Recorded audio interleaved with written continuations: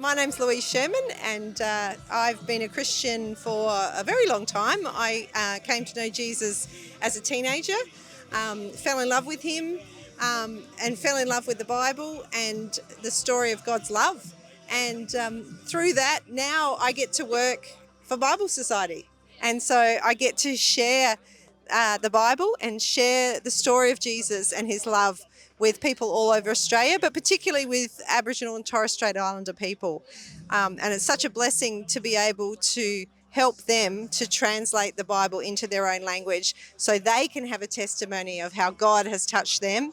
I get to see lives transformed as people come to know Jesus and come to know his love through the Bible, through an experience with him. So not only have I got a testimony, I get to see other people's testimony of what Jesus can do in people's lives and in people's hearts when they have the Bible in a language that they can understand and God is speaking to them and to their hearts. So that's what I want to share. So I'm an Italian background, well, Italian. Really, it was apologetics type stuff. So people like John Lennox and that kind of thing. So yeah, basically through that, it led me through a journey of seeing, there's more to this than I thought. And then reading the scriptures, I was really struck by the authenticity of Jesus, and it was kind of like the whole. This guy was not just a guy; like he was.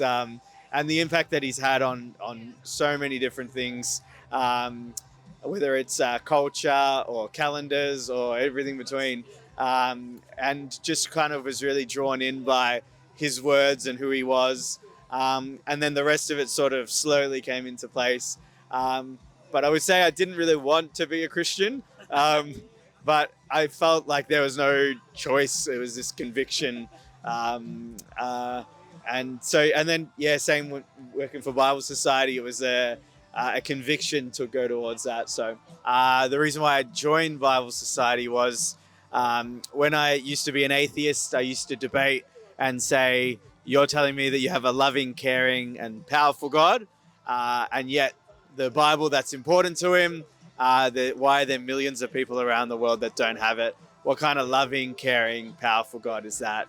And so when I became a Christian, I felt the weight of those words that I used to say all the time. I wanted to be a part of the people who were doing something about it.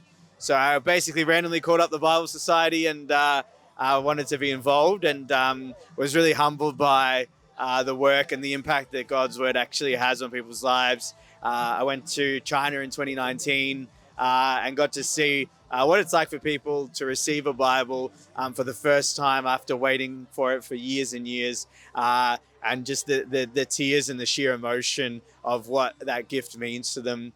And just some quotes that I remember, things like, it's nice to know God speaks in our language too, or the Bible's the most precious gift you could have given us, or it's been 10 years since I've waited to receive a Bible, and just the impact that has, especially as us in Australia don't have to wait 10 years. We can go pick one up anytime, anywhere, basically.